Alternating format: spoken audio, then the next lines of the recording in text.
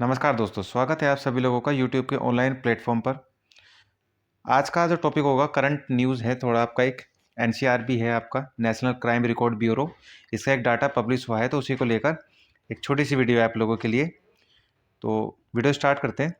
हाल ही में राष्ट्रीय अपराध रिकॉर्ड ब्यूरो यानी एनसीआरबी की भारत में आत्महत्या 2022 एक रिपोर्ट जारी हुई है। 2022 का जो रिपोर्ट जारी हुई है, इसके अनुसार भारत में लगभग 1.7 लाख, ठीक 1,70,000 से अधिक आत्महत्याएं हुई हैं एक साल के अंदर। और इसमें कुल आत्महत्या में लगभग 1/3 जो हैं वो दैनिक वेतनभोगी रहे हैं, सैलरी बेस वाले रहे हैं, जो डेली वेजिस पे कमाते हैं।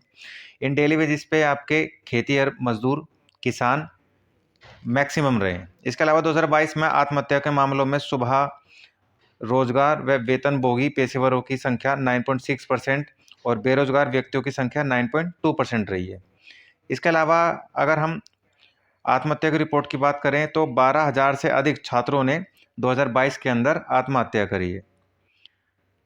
आंकड़ों के अनुसार वर्ष में अधिकतम आत्महत्या जो हुई है वो कहाँ हुई है? महाराष्ट्र, तमिलनाडु, मध्य प्रदेश, कर्नाटक, केरल और तेलंगाना में। इसके अलावा रिपोर्ट बताती है कि राजस्थान, मध्य प्रदेश, छत्तीसगढ़, तेलंगाना में जो अनुसूचित जाति यानी एसटी, अनुसूचित जनजाति यानी अनुसूचित जाति यानी एससी और एसटी, ये एससी ये एसटी, एससी और एसटी के जो आपके व्यक्ति हैं उनमें अपराध और अत्याचारों में उनके खिलाफ ज़्यादा वृद्धि हुई है। इसके अलावा रिपोर्ट बताती है कि 48,000 महिलाओं में 52% महिलाएं ऐसी हैं जो कि हाउसवाइफ या गृह निर्माता हैं। और इसके बाद कम कम से महिला और दैनिक वेतनभोगी महिलाएं हैं जिनके साथ में आपका आत्महत्या या मारपीट जैसी घटनाएं सामने आई हैं। इसके अलावा रिपोर्ट के अनुसार 28 ट्रांसजेंडर व्यक्ति हैं जिनका आत्महत्या करने का मामला 2022 की एनसीआरबी रिपोर्ट बताती है। इसके अलावा आत्महत्याओं को सबसे आम कारण क्या है? पारिवारिक समस्याएं, बीमारी, नशीली दवाओं का उपयोग करना, विवाह संबंधी मामले, ये सबसे ज़्यादा लेवल पर उभर के आए हैं। इसके अलावा 2021 की बात कर लें तो मिजोरम में एससी और एसटी के लोगों के खिलाफ अत्याचार का कोई भी मामला दर्ज नहीं कराया गया है, जबकि 2022 में एससी के खिलाफ अत्याचार के 5 मामले दर्ज हुए और एसटी के खिलाफ 29 मामले दर्ज होते हैं। इसके अलावा एससी और एसटी लोगों पर अपराध और अत्याचार के सबसे अधिक जो घटनाएं हैं वो मध्य प्रदेश और राजस्थान जो आपके राज्य हैं ये टॉप 5 में आते हैं। वहीं अगर हम बात करें जुवेनाइल क्राइम रेट का, जो अभी एक रिपोर्ट डेटा रिलीज हुआ है एनसीआरपी की ओर से, juvenile crime rate highest in Delhi last year. तो दिल्ली के अंदर जुवेनाइल जो केस है वो सबसे ज़्यादा हो रहे हैं पूरे भारत के अंदर, जिसमें चोरी, चोट पहुंचाना, हत्या से लेकर हत्या के प्रयास के मामले में।